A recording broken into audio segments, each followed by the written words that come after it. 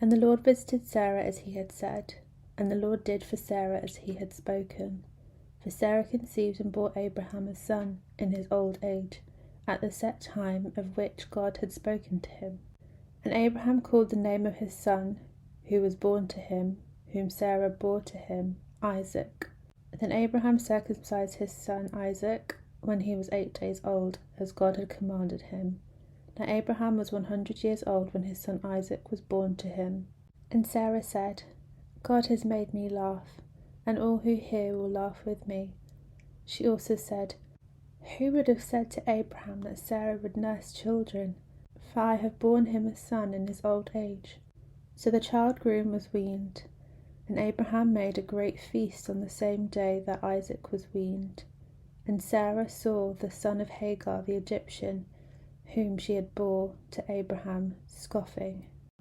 Therefore she said to Abraham, Cast out this bondwoman and her son, for the son of this bondwoman shall not be heir with my son, namely with Isaac. And the matter was very displeasing in Abraham's sight because of his son. But God said to Abraham, Do not let this be displeasing in your sight, because of the lad, or because of your bondwoman. Whatever Sarah has said to you, listen to her voice, for in Isaac your seed shall be called. Yet I will also make a nation of the son of the bondwoman, because he is your seed. So Abraham rose early in the morning, and took bread and a skin of water, and putting it on her shoulder, he gave it and the boy to Hagar, and sent her away. Then she departed and wandered in the wilderness of Beersheba. And the water in the skin was used up, and she placed the boy under one of the shrubs. Then she went and sat down across from him, at a distance of about a bowshot. For she said to herself, Let me not see the death of the boy. So she sat opposite him, and lifted her voice, and wept. And God heard the voice of the lad. Then the angel of God called to Hagar out of heaven, and said to her, What ails you, Hagar? Fear not, for God has heard the voice of the lad where he is. Arise, lift up the lad, and hold him with your hand, for I will make him a great nation. Then God opened her eyes, and she saw a well of water. And she went and filled the skin with water, and gave the lad a drink. So God was with the lad, and he grew and dwelt in the wilderness, and became an archer. He dwelt in the wilderness of Paran, and his mother took a wife for him from the land of Egypt. And it came to pass at that time that Abimelech and Phicol, the commander of his army, spoke to Abraham, saying, God is with you in all that you do. Now therefore swear to me by God that you will not deal falsely with me, with my offspring, or with my posterity, but that according to the kindness that I have done to you, you will do to me, and to the land in which I have dwelt. And Abraham said, I will swear. Then Abraham rebuked Abimelech because of a well of water which Abimelech's servants had seized. And Abimelech said, I do not know who has done this thing. You did not tell me, nor had I heard of it until today. So Abraham took sheep and oxen and gave them to Abimelech, and the two of them made a covenant. And Abraham set 7 ewe lambs of the flock by themselves. Then Abimelech asked Abraham, What is the meaning of these 7 ewe lambs which you have set by themselves? And he said, You will take these 7 ewe lambs from my hand, that they may be my witness that I have dug this well. Therefore he called that place Beersheba, because the two of them swore an oath there. Thus they made a covenant at Beersheba.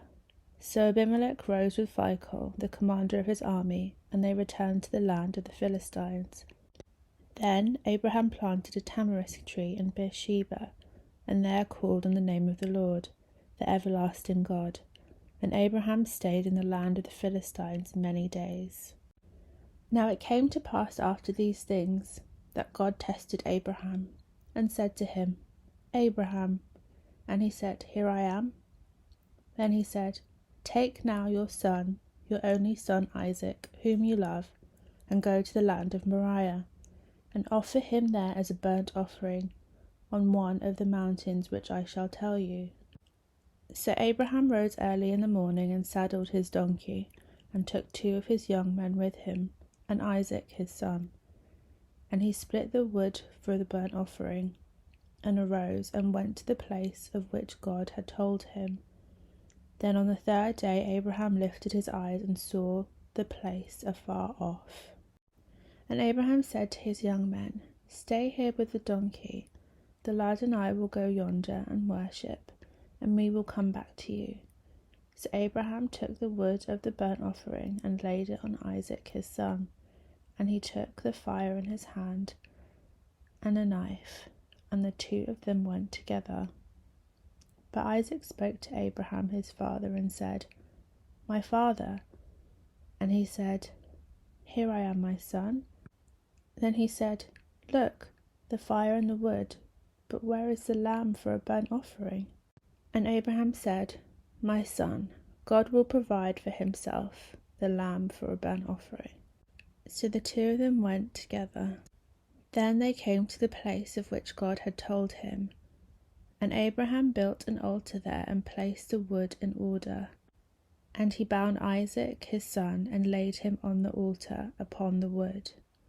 And Abraham stretched out his hand and took the knife to slay his son. But the angel of the Lord called to him from heaven and said, "Abraham, Abraham." So he said, "Here I am." And he said, "Do not lay your hand on the lad, or do anything to him. For now I know that you fear God, since you have not withheld your son, your only son, for me." Then Abraham lifted his eyes and looked, and there behind him was a ram, caught in a thicket by its horns. So Abraham went and took the ram and offered it for a burnt offering instead of his son. And Abraham called the name of the place, "The Lord will provide," as it is said to this day, "In the mount of the Lord it shall be provided." Then the angel of the Lord called to Abraham a second time out of heaven, and said, "By myself I have sworn, says the Lord, because you have done this thing, and have not withheld your son, your only son. Blessing, I will bless you, and multiplying, I will multiply your descendants as the stars of the heaven, and as the sand which is in the seashore. And your descendants shall possess the gate of their enemies. In your seed all the nations of the earth shall be blessed, because you have obeyed my voice." So Abraham returned to his young men, and they rose and went together to Beersheba, and Abraham dwelt at Beersheba. Now it came to pass after these things that it was told Abraham, saying, "Indeed, Milcah also has borne children to your brother Nahor, Huz his firstborn, Buz his brother, Kemuel the father of Aram, Chesed, Hazo, Pildash, Jidlaph, and Bethuel.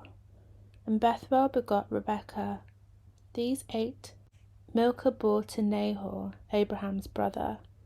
His concubine, whose name was Reumah, also bore Tabah, Gaham, Thahash, and Maacah. Sarah lived 127 years. These were the years of the life of Sarah. So Sarah died in Kirjath Arba, that is, Hebron, in the land of Canaan, and Abraham came to mourn for Sarah and to weep for her.